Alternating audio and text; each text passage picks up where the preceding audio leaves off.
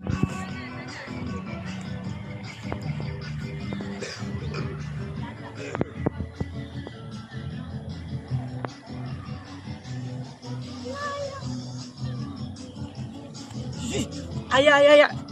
No. Nak duit. Hah? Nak duit. Saya bukannya balik dengan ayah nanti. Boleh dengan apa? Ada RM5, RM6. Cukup. Hmm?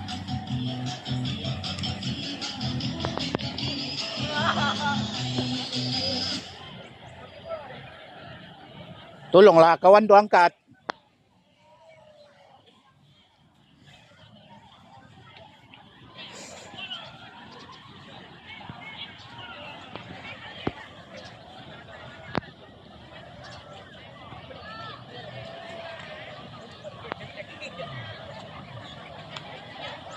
Bismillahirrahmanirrahim. Assalamualaikum warahmatullahi wabarakatuh. Dan selamat sejahtera warga SMK DIY.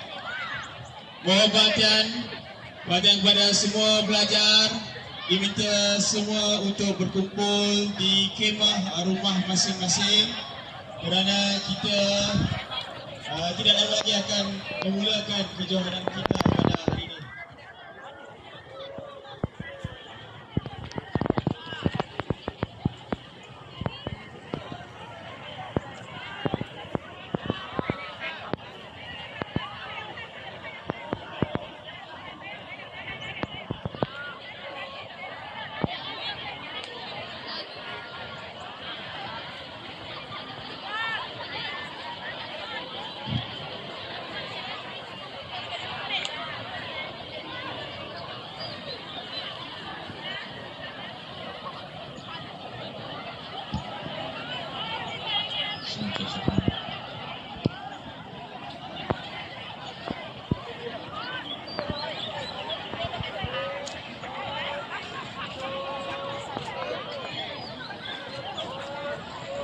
Baik, diminta semua pelajar SMK DIY untuk tampil ke hadapan, untuk kita berdiri untuk menyanyikan lagu Negaraku dan lagu Wilayah.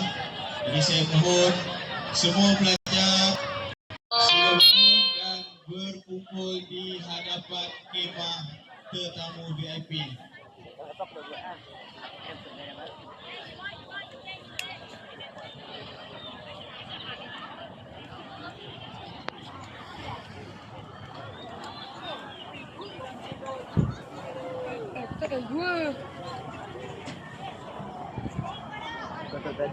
Baik, semua pelajar sila bangun dan ke hadapan kemah tetamu VIP. Pentas utama kita sila ke depan.